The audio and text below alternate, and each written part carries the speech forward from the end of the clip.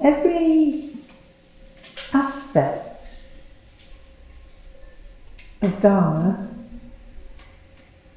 contains all the others in a funny way.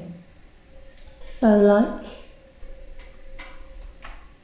and if you look at it from a different point of view, then each aspect unfolds and unfolds, so that the question arises, do you just need one teaching and understand that one teaching completely, or one aspect of Dharma and understand that completely? Or do you need to actually look at every different aspect and then bring it all together? You might have missed something if you don't look at everything. And it's really funny because in practice, it comes to the same thing. To understand one simple thing like the body, you might think that's a simple thing. I know the body. It's not very mystical and very strange, it's kind of straightforward, okay. So it seems like a very different thing than something quite airy-fairy and mystical like enlightenment or nirvana or the Dhammakaya or something. So, do I really have to learn about all those, fancy things, karma, rebirth, that stuff? Can I just get enlightened by focusing on the body? I think you could. But what you would find is, to fully understand the body would mean you fully understood all about rebirth and karma and nirvana and enlightenment and three kayas of the Buddha. It would all be all of a piece. It's like the totality is in every detail, like a hologram maybe. So if you look at any part really in depth, it unfolds and unfolds and unfolds until it's actually the totality. So I think that's why I have great difficulty in keeping control of my subject matter when I'm talking about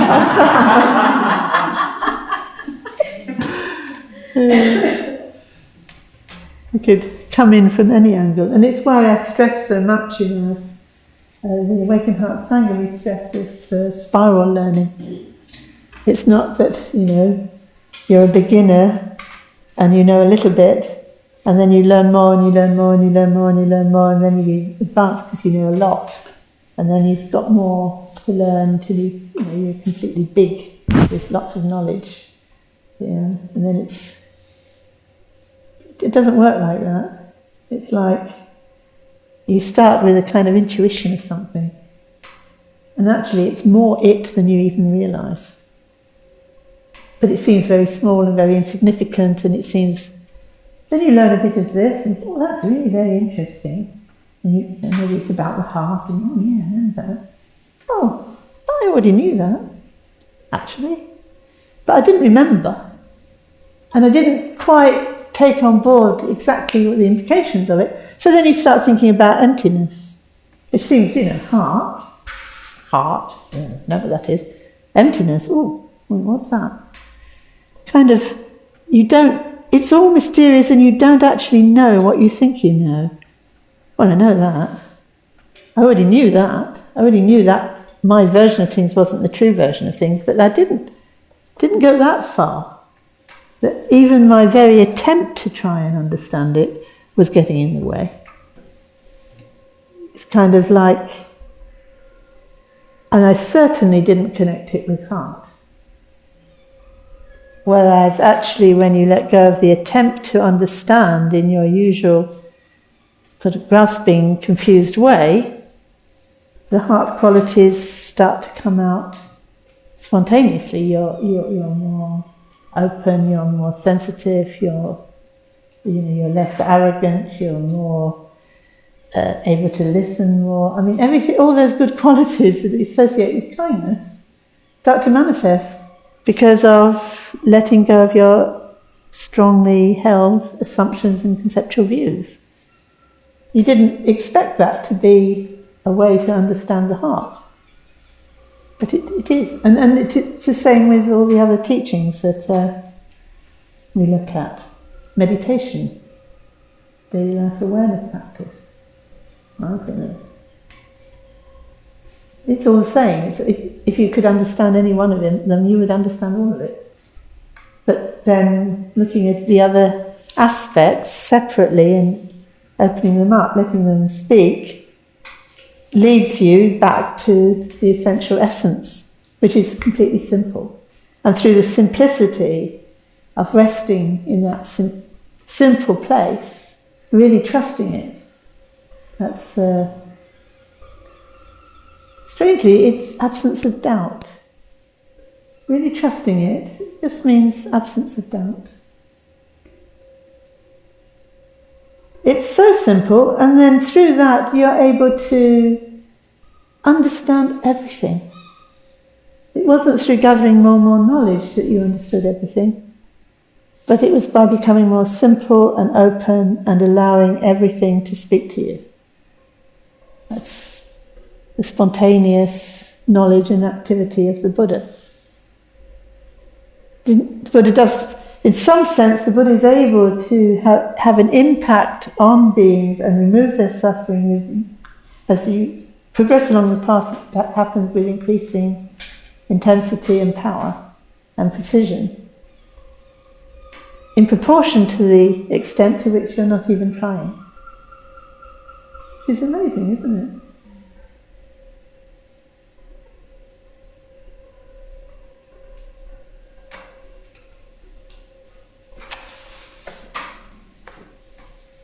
So, I ended up yesterday talking about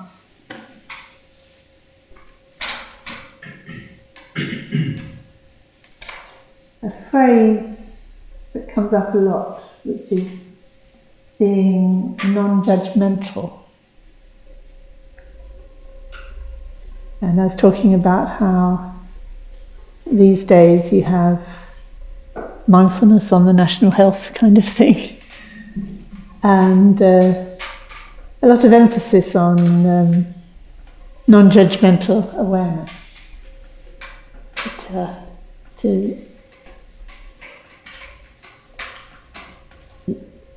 The instruction is about mindfulness being paying attention deliberately to the present moment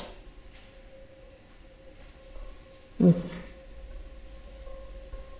non-judgmental. Is that the 4 points? Let's have to check. Deliberate attention, non-judgmental in the present. And I was I'm quite intrigued by this idea of being non-judgmental. It ties in a lot with what you might call relativism, the relativism of the Western thinking these days. I was reading a book recommended to me by Sangha Akshita called The Closing of the American Mind. It was a brilliant book by a classicist whose his early career was involved with students talking about the nature of truth in a very passionate and excited way, and how over the decades that all died away, and he sort of writes about how in stages the American mind closed down, so it was no longer a search for truth because it had descended into relativism. And he begins the book, I think, with this statement: everything is relative. And would anyone in the world today dare question that? And this is a truism. Yes, you can say everything is relative, and that's okay, end of discussion. That's your truth. End of discussion. There's no more discussion. That's your truth, I have mine. End of discussion. And I really resonated with that sense of frustration when somebody says that to me. Well, that's what you think. Like, to me that's like hitting a brick wall. And yet, what can you say? You know, what makes you think you're right and I'm wrong? As if somehow just saying that means if you say you're right, you somehow have judged me and you are therefore wrong.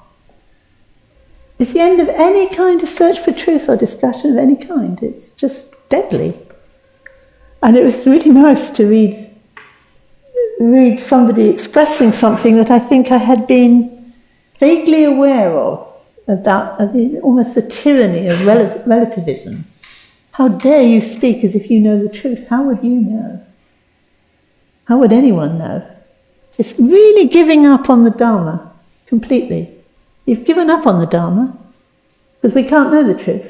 So, end of discussion. You believe what you believe, you believe what you believe, we all rub along together, and that's the end of it. Well, I guess it's better than fighting each other. You know, I think it's it grew out of a strong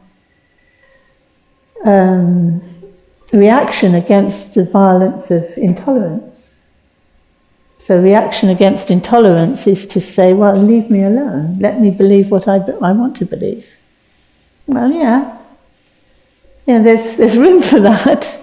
But it's not the whole story, is it? It's not really how we are going to flourish as human beings by just remaining disconnected in that way and really giving up on the whole enterprise of seeking truth. Now, more to the point is, well, what is truth?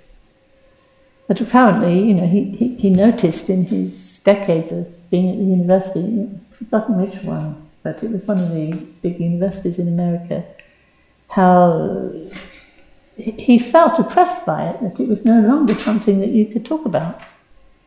You had to accept, you know, well, it's all relative. And you meet Buddhists who believe that's what Buddhism is teaching. It's all relative. You know, it's all relative, so, you know. Buddha taught it's all relative. That's kind of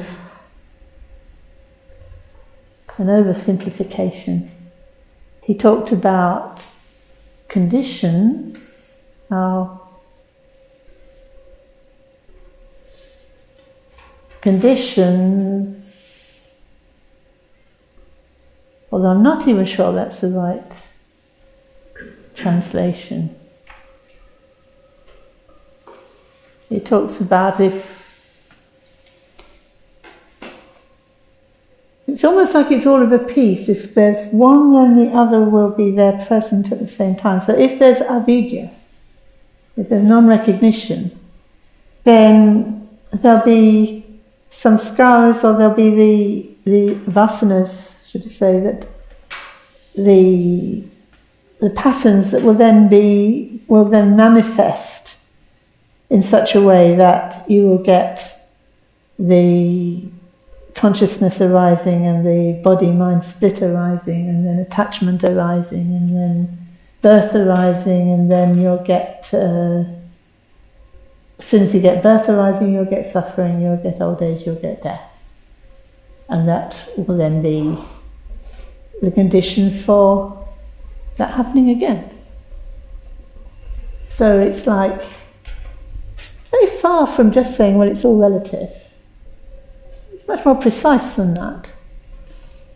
And you could say in an obvious way as well that when we take something to be an object, when you look at it more carefully, you see it's actually conditions coming together momentarily, at the very least. You know, even if at gross level, anyone can see that if you become attached to something that's come together as a conditioned thing, you will suffer because it's going to fall apart. But still a long way from just saying, well, everything's relative and, you know, there isn't any truth. I mean, what he was pointing to was, therefore, don't attach to those things. Don't attach to conditioned things. Look for the non-conditioned. So the Buddha taught the non-conditioned, the non-relative, if you like. So it's a bit weaselly to say the Buddha taught, you know, things relative. Or everything's suffering, so just lump it. I mean, I've heard Buddhists say that, you know, basically just accept it. It is suffering. The Buddha said it is suffering, just, you know, accept it and be done with it. That's samsara, you know, so yeah, but the point of teaching that that's samsara was that it's not necessary. that samsara is just not necessary. It doesn't have to, you don't have to see things like that. You can see things in a completely different way where there never was any samsara, actually. That it was all a particular perspective that we took on things. And I guess you might be able to say, well, that isn't that relative. I think, well, okay, but I think we've changed the way we're using it now. Quite interesting. It's a relative point of view. Because we take a certain point of view, that we see everything as suffering. So that would be quite an interesting use of relative, wouldn't it? But quite, not easy. You couldn't say that in an easy way. Oh, it's all relative. You just say, oh, wow. That's a completely different way of looking at everything, rather than, well, it's obvious. Because it's a sort of, oh, it's all relative, it's all obvious, How do you see that, I saw it years ago, that's it. The Buddha, I love the fact that the Buddha said that the Dharma is deep and difficult to understand. So if you're looking for a teacher, you're looking for the Dharma, a Dharma teacher, look for somebody who doesn't say it's easy. Look for someone who says it's not easy, and then think, oh, then they might be on the right track. If it is too simplistic, you can think, well, it's probably not going to be it's not going to really reveal the Dharma.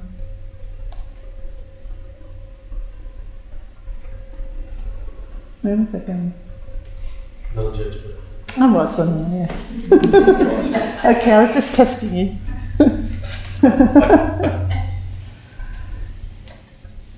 So I was thinking about the meditation instructions that I gave in the Formless Meditation booklet. And because instructions, I think I say in the booklet, and I was saying last night, when we hear instructions, because we have such a judgmental mind, we tend to think, oh, that's what I should be doing. And then we try and apply it to ourselves, and then we start judging ourselves whether we actually have applied it right or not. And then we judge ourselves that we failed, or we can't do it, or we're useless. And to such an extent, you won't even come and talk to meditation instructions about it. Because I haven't really done it properly yet, so what's the point of my going to go and speak to an instructor? I've got to try harder to do it the way it says in the book. I'm not doing it the way it says in the book, so I better just keep doing it as it says in the book until I've done it as it says in the book, and then I'll go and tell my teacher that I've done it as it says in the book. It's such a hopeless and deadly way of approaching the instructions. So I was encouraging people yesterday to, and I do generally, I say, you take the meditation instruction and you apply it to what really matters in your heart. And what matters to you? What is it that really matters? Does this instruction get you nearer to what really matters? Nearer to that intuitive sense of truth, genuineness, heart qualities? Is this instruction helping me get nearer to that? And you might get really angry, really frustrated. You think, no, it's making it worse. Right, now is the time to go and talk to the teacher. Now is the time to go and say, well, when I turn towards my suffering, it gets worse. I focus on my suffering, I stay with my suffering, I don't judge it, I accept it, I don't try and change it in any way, and it's worse, and it gets worse. Really angry. Okay, so when you say you turn towards your suffering, what are you doing? Well, I think, well, I'm supposed to. I'm supposed to turn towards it. And you hear, oh, I'm supposed to. I'm supposed to. Who's telling you that? Who's telling you you're supposed to do it? Who's telling you that it's going to work even? You are. So then, okay, what would you count as working? You're saying it doesn't work. what would you count as working? Well, if I felt better, oh, it's good enough, isn't it? If when I turned towards my suffering I felt better, I would think it was working. So you actually you're the one that knows this is feeling worse. Is it feeling worse in a good way or feeling worse in a bad way? We even know that, don't we? It does feel worse, but it feels worse in a good way.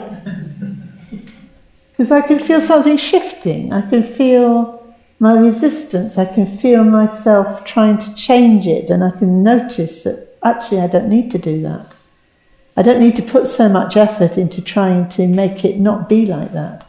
I could relax around that. I could soften around that. I could actually be much more simple around it. And actually, when I look at the pain now, or whatever it is that's troubling me, my wild mind or my angry mind or whatever it is I'm looking at, I soften around it and just kind of notice the different elements around it. I notice it's affecting my body, it's affecting my mood, it's affecting my way of seeing things, and I just loosen up around the whole thing, and it all becomes more spacious. But actually, you say, no, that doesn't happen. When I say turn towards it, I get worse. I just get more stuck into it, and I just concentrate on it more until I just get totally one with it and totally absorbed in it, and it's like, I don't want to be there. That's the thing to notice. I don't want to be there. I don't want to be there. So take that instruction and think, yeah, I like the idea of stopping fighting it, struggling with it. So just tell yourself that. That might be, for you, the right instruction. Rather than say to yourself, turn towards it, just tell yourself, it could even be a little gesture. It could be just like, just go.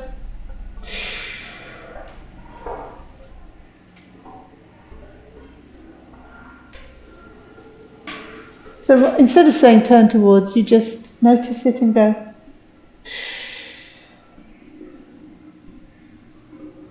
And that's your instruction. So really what you've done is you've taken the instruction, you've let it resonate with you and noticed its resonance, and noticed actually that phrase doesn't take me to the place I need to go to.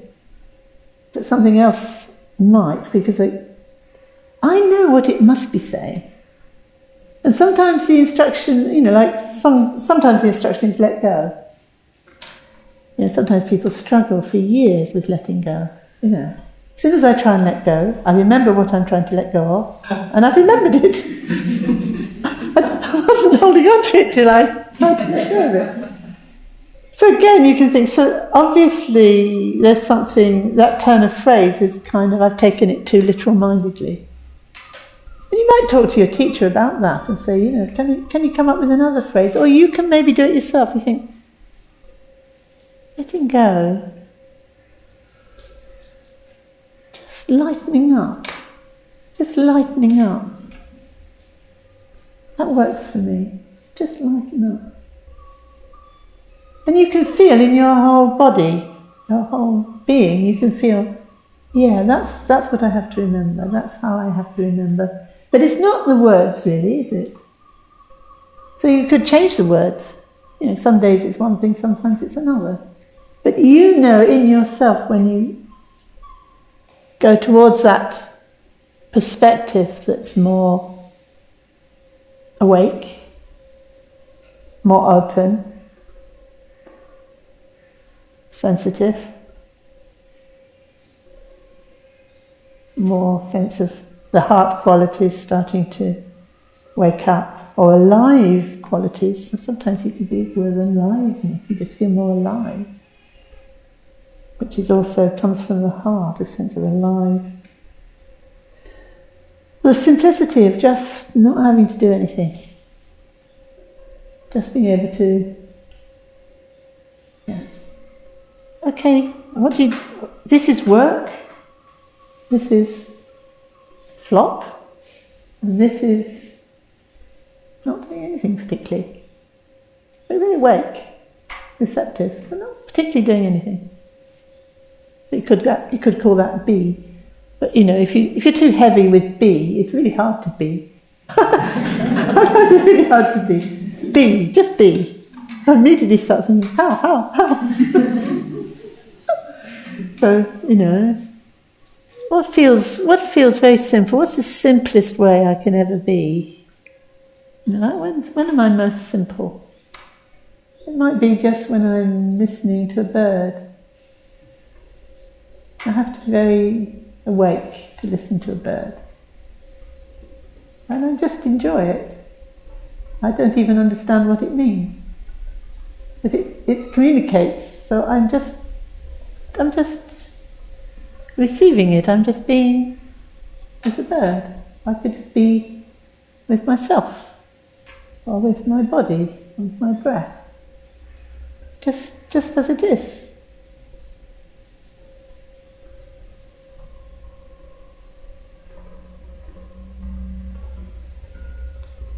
So I was thinking about those 4 instructions, and I was thinking about the 4 that John Kabat-Zinn came in. I think, so I guess that open, be, it's very close, isn't it, to not judgmental, not heavily sort of trying to make yourself be this or that. It's very simple.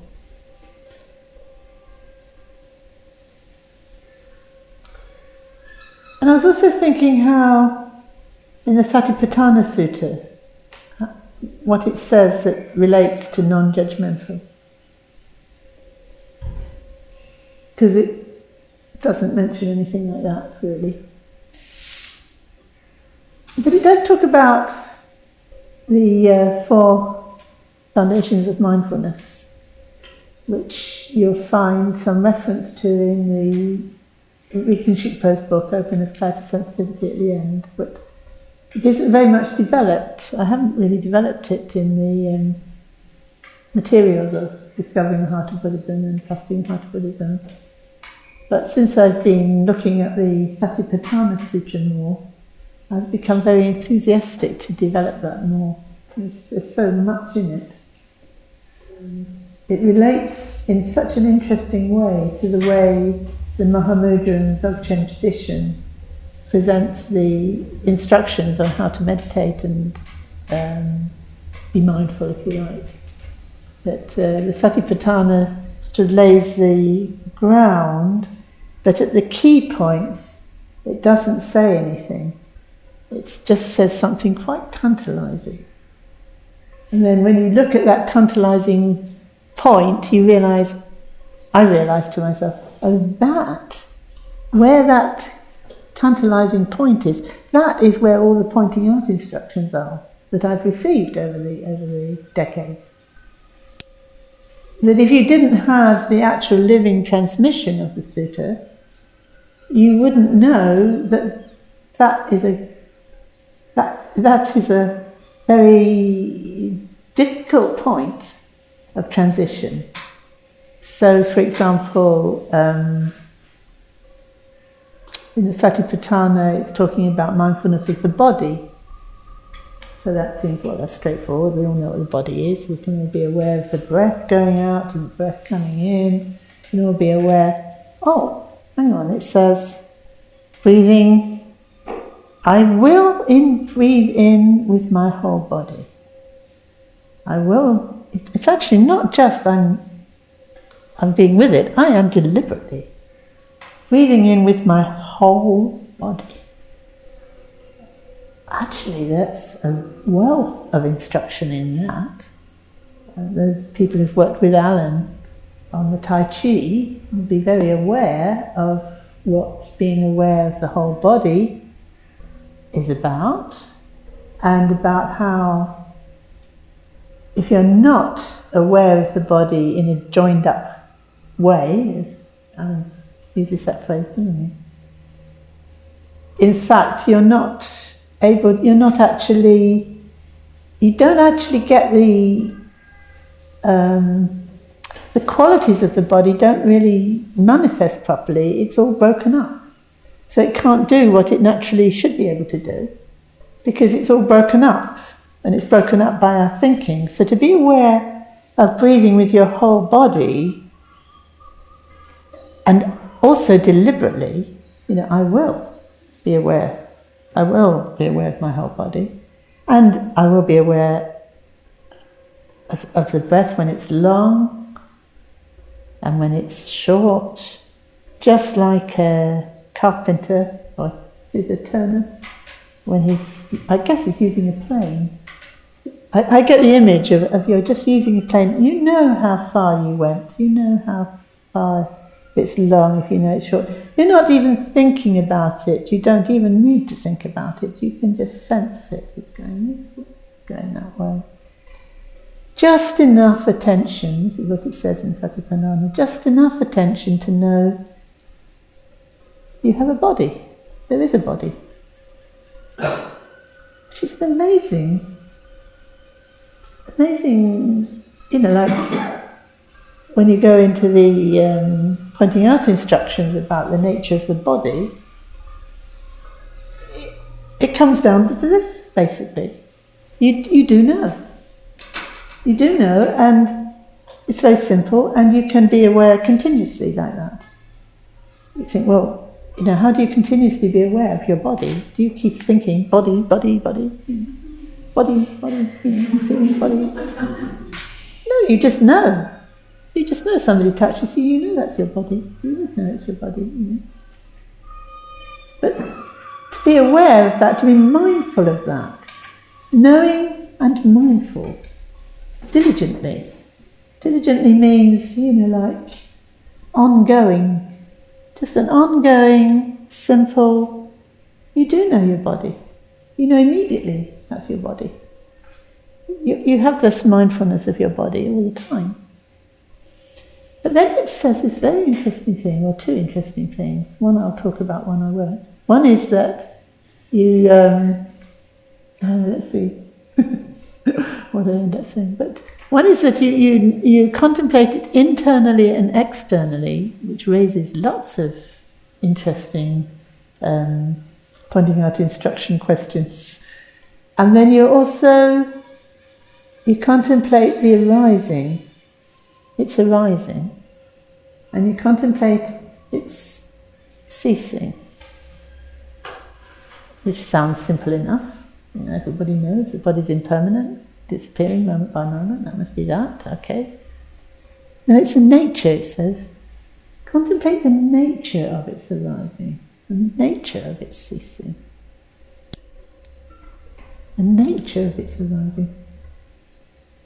So, okay, then you start to notice, well, my first idea of arising and ceasing was like, you could almost say, if you're familiar with progressive stages of meditation on emptiness, the first idea of it is, it comes, it arises, it stays, and then it disappears again. And it's impermanent, so I can just let it go. But actually that's already conceptual. That's all sorts of assumptions and concepts in there. The sutra doesn't say that. It says, contemplate the nature of arising. Actually, if I contemplate the nature of arising, I'm contemplating the nature of my idea of arising. If I contemplate arising itself, something very different starts to happen. Even I could say, I haven't a clue what it means. Which is very interesting, isn't it? The sutra is telling me to do something and I haven't a clue what it means. And again, that's one of these key points where I recognise that's where the oral instruction comes through, the pointing out instruction comes in that little gap, where it just tells you to do that. And it's, like when I read it, I think, it's like presenting you with a koan. It looks like it's a very straightforward, simple instruction. But if you really home in on it, it's completely tantalizing. Completely foxes your mind. How can you do that? And this is where I see the connection between the Satipatthana and the Dzogchen and the Mahamudra tradition of the pointing out instructions.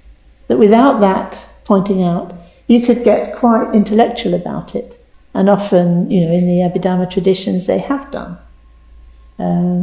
Very intellectual about it, discussing, like how big is a moment? How do you join the subject to the object? If you're aware of an object, at what point does the awareness meet the object? And how can that happen? And they go into huge detail about that, and they divide it into, hundreds of moments, of mini moments that, are needed. Actually, none of those moments solve the problem of how something gets into awareness from outside it.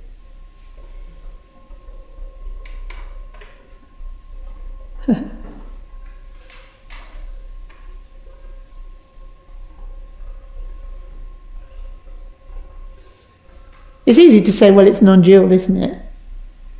Yeah, that's kind of easy. But what does that really mean? Yeah, what does that mean?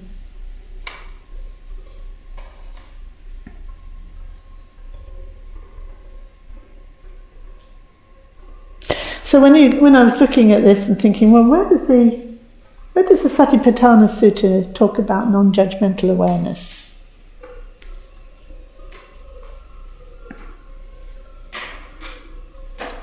I'm not sure it does, actually. But it does talk about that simplicity of just being with your experience, which is essentially what it, the instruction to non-judgmental awareness is about.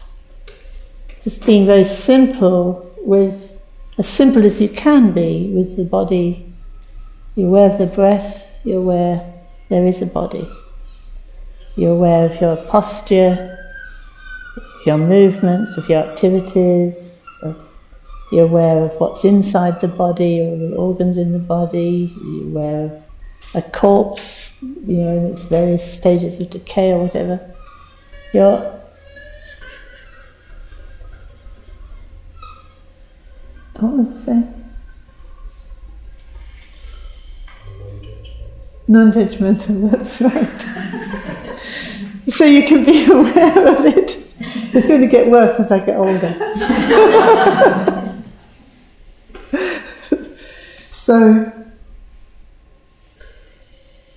you just have this simple awareness of the body, and then you move on to the feelings, and then you move on to the mind states, which every aspect of this is absolutely fascinating. Wouldn't mind giving a talk on each aspect because there's so much in it. And then finally the dharmas. Just being aware of them. But what's interesting is, although at the beginning it talks about awareness of the breath, and even then straight away it's talking about being very deliberate about, I will be aware of my whole body. And then I will, with the out-breath, I will calm the body. So it's very deliberate. And actually not, I will stay uptight. But I will calm the body by this. So remembering that real heart quality, I will calm the body through doing this. So any sort of sense that turning towards and being aware of the moment and non-judgmental means that if I'm tense, I stay tense because I'm just staying with it. It's not in line with the Satipatthana Sutta, and I'm sure it isn't what John Kabat-Zinn meant either. It's like really very kind, calm the body. Just stay with the whole body and calm the body. Don't have to do anything to the breath, just very simple. Like if you were just doing any kind of task, like you might be cleaning the table. You just go, come back, Just come there, come back. You don't have to do anything. Just be it, do it. Just kind of, oh, yeah, that's how it is. So that simple, non-judgmental could be referring just simply to that, being very simple. So I'm doing this thing, I'm looking at this simple instruction that is in NHS Mindfulness, our meditation instruction, and the Satipatthana, and unpacking it and noticing, what, there's so many interesting facets to it. I then was thinking about the importance of the body in terms of the whole body and the integratedness of the whole body, and how when I was reading this sutta and I was applying it as best I could, and I read the instruction about I will be aware of the, aware. I will breathe in, experiencing the whole body. And I was thinking that's so integrated and so integrating. In our instructions in the formless meditation, we talk about let go into space. And I always say, on the out breath. And I always find that puzzling, because I think I can't directly experience the out breath because it's outside. So it's already become an idea. So it can't mean that I actually create an idea of out breath and stick with it and then expand it like a balloon. It can't mean that. It's too complicated. Mind you, I think that's what we end up doing. Extending the balloon of the out breath out. But sooner or later you realise, well, that can't be what the instruction is. I have to kind of approach it more like poetry. Let go on the out breath. Just use the out breath to kind of get a sense of. But then, when I've done that, what am I doing? My whole body. So I found that Satipatthana instruction very helpful with, and letting go of complication, not trying to find something to let go of. I must let go of something on the out breath. I've already got too complicated. So for me, I found the Satipatthana much, just like you would if you were just doing some piece of work in a regular way. You just kind of go with it. Yeah. You wouldn't get complicated about it. No, that's right, with my whole body. Breathing out with my whole body. And relaxing or calming the whole body. Yeah, that really is in line with my heart. My heart would really feels nourished by just the simplicity of that.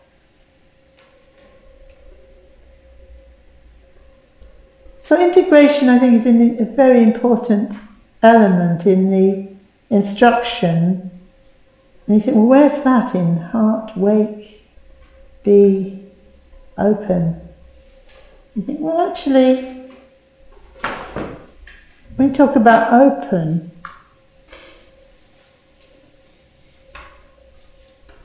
you open by becoming more simple, don't you?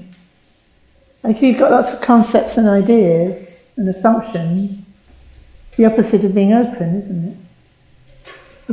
If you come to some situation, if you're listening in a very open way, you drop your concepts and ideas. You just let yourself be as simple as you can be.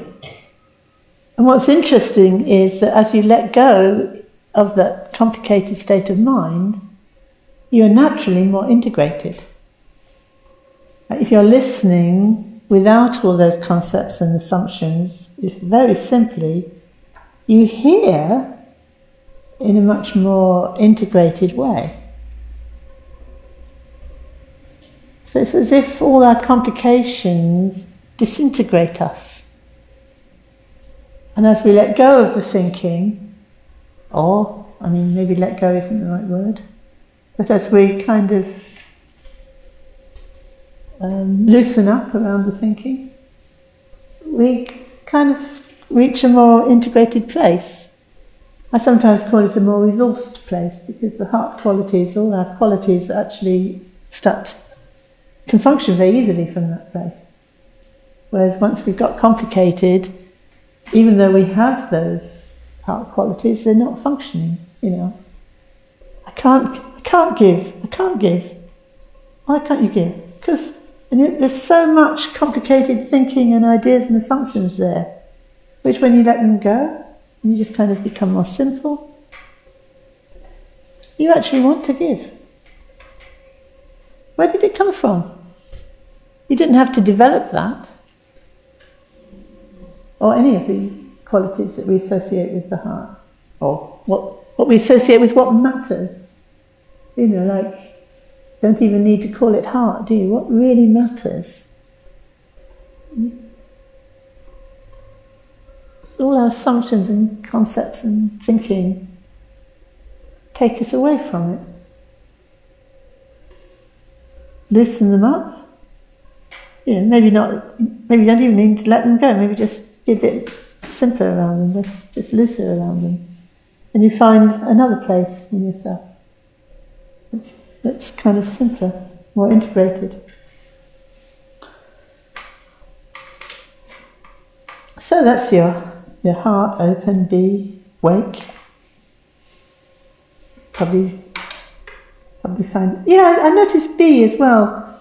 It's very close to what John Kabat-Zinn is meaning when he says now, present, in the present, being present. I was thinking, if you say now, you could get complicated by thinking, well, when's now? How long is now? Or you could say present, and you actually, what comes to mind, and certainly comes to my mind, is somebody being present. If someone's really present, they're there in a very living way. They're there, they're not flitting around everywhere, they're actually there, they're hearing me, they can listen. Or I can listen, I can hear, because I'm really present. It's nothing to do with a moment of time. It's kind of not a time sort of thing, presence. So it is a bit more like being, if that doesn't send you off in the wrong direction. And another word that I find really helpful there is embodying. If someone's really present, they're embodying qualities, their own qualities somehow. All their qualities, all their resources, they're embodying them. So if their kindness, for example, if someone's really present, their kindness is present. And for me, kindness I was noticing this last night, has far more connotations for me than compassion.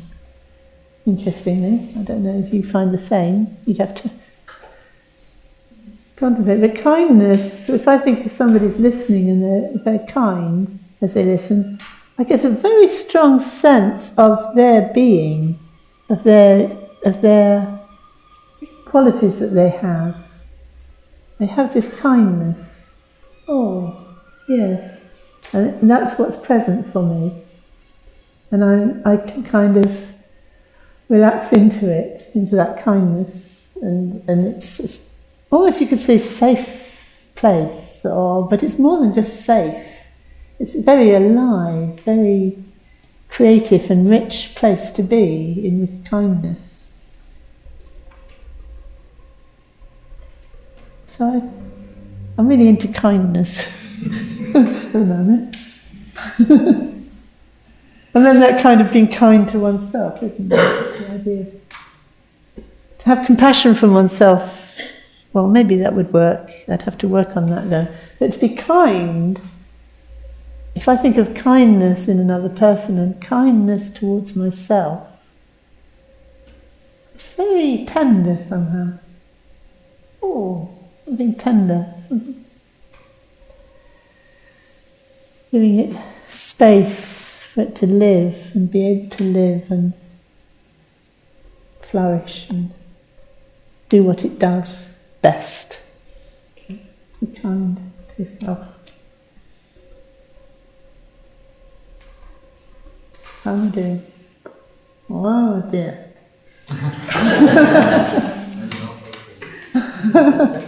Well, one of the things I wanted to talk about, and I'm sure it will come up by the end of the day, because it did when I gave a talk on mindfulness in Oxford, I noticed that almost all the questions were really homing in on dukkha.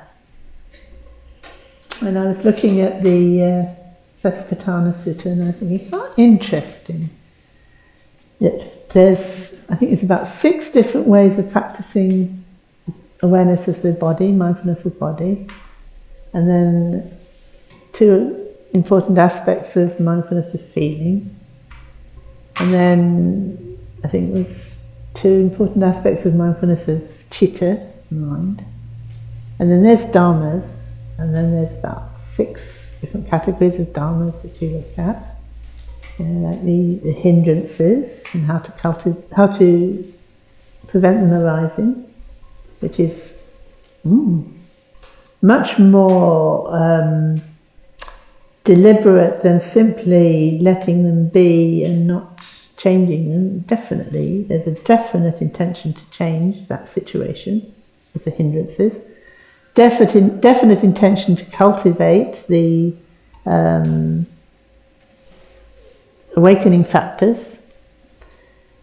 Even the dhatus, the eye and the object of the eye, even that, you do it with a deliberate intention to notice the fetter that arises, the bondage that arises with that, each of the sense perceptions meeting its objects. So it's very, it's not just simply, just stay with it. It's kind of very deliberate.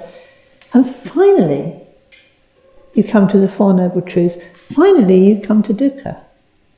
And at that point, it's not so much cultivating it, trying to give it up or trying to cultivate it. At this point, to really understand it, to really understand dukkha. That's the point of dukkha. For it to be truly understood. And how it arises to be truly understood. How it is. Really how it is.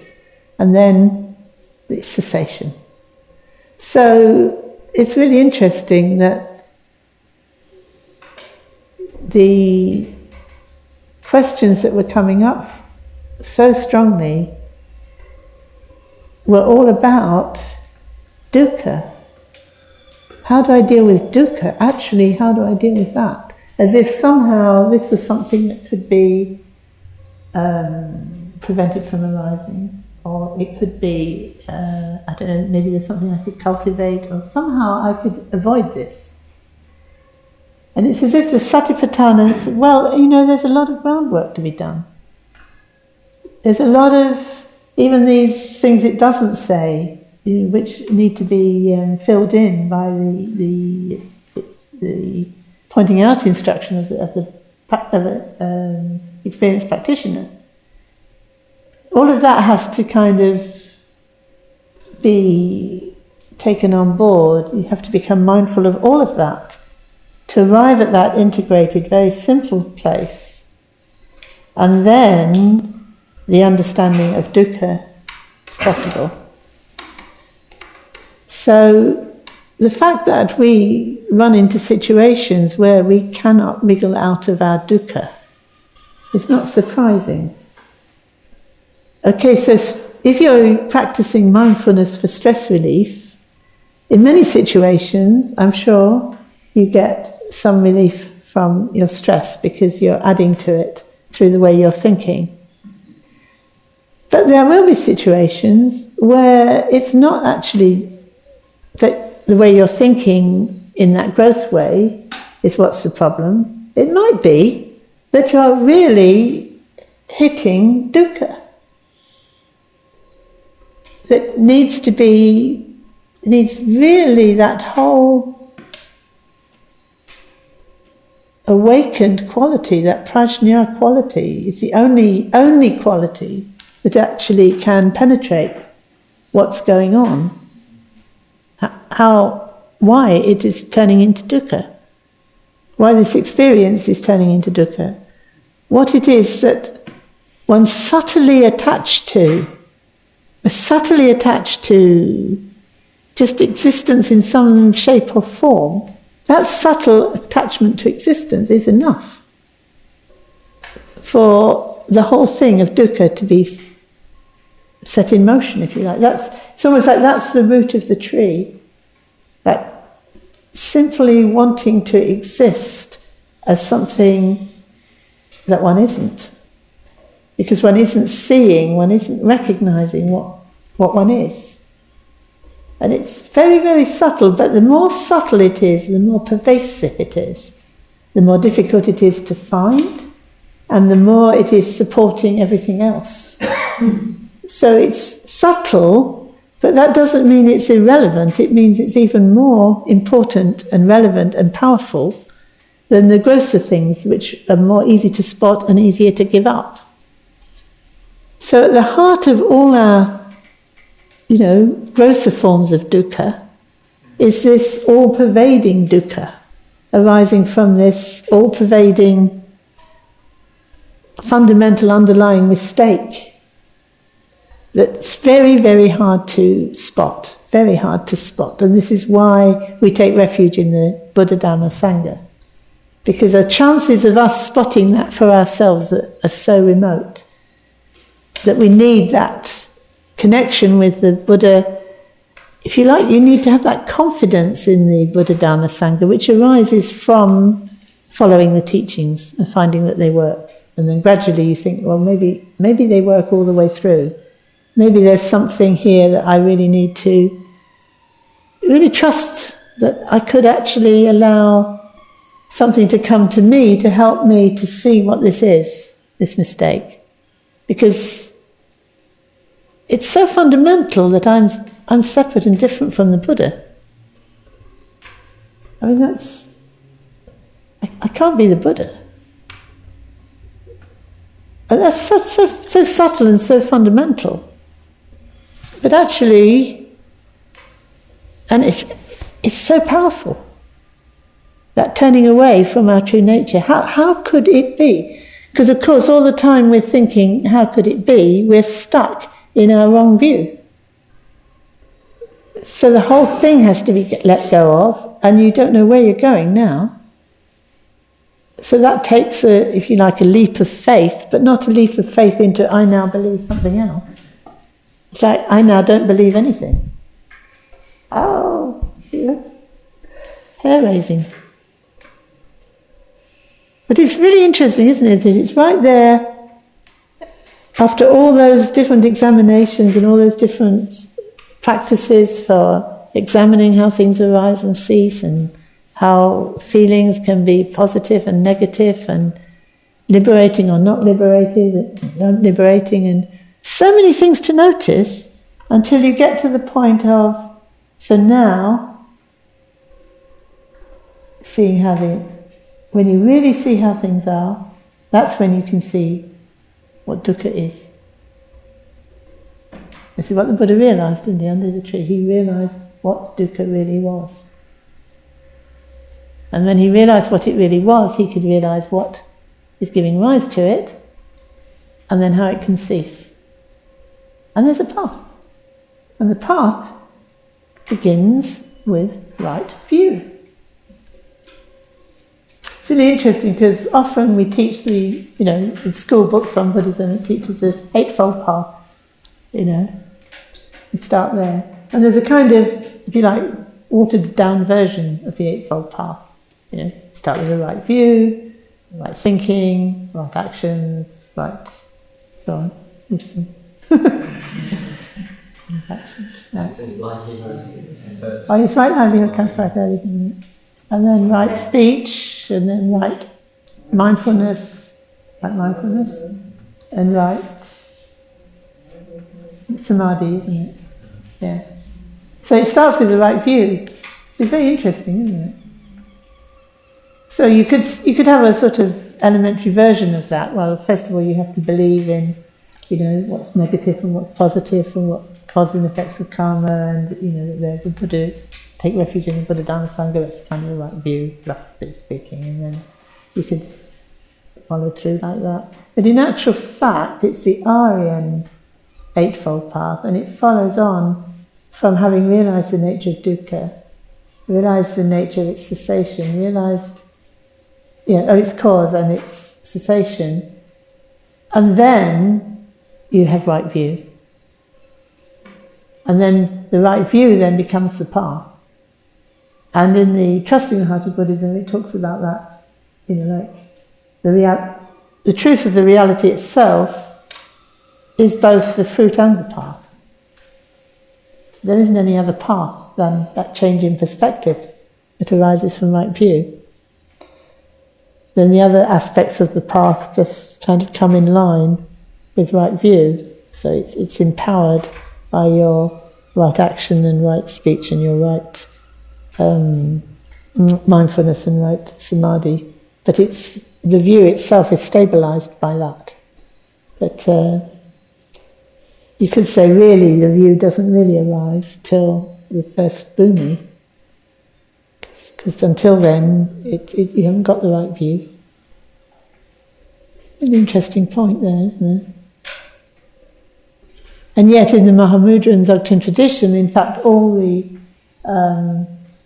Buddha nature traditions, if you like, are saying, but the awakened, the awakened nature, the awakened heart, your awakenedness is actually already there and accessible and never changes.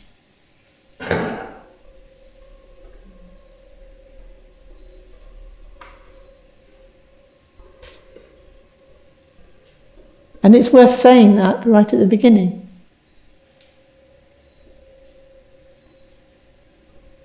And with the Mahamudra and Dzogchen traditions, they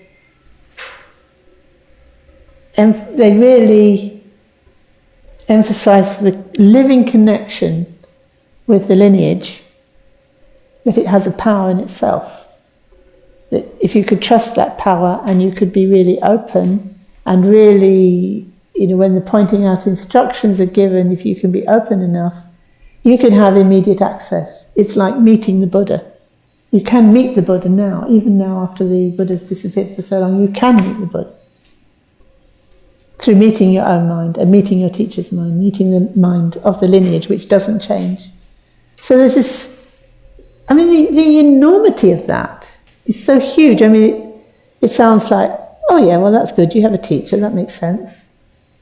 But it's actually talking about something amazing, that you could actually encounter Buddha by encountering your own mind and by recognizing that the mind of the person who's pointing it to you and your mind are the same as the Buddha's mind, with complete conviction. And it sets your hairs on end. Wow. That is no small thing. It's the best thing in the world. Absolutely the best possible thing in the world.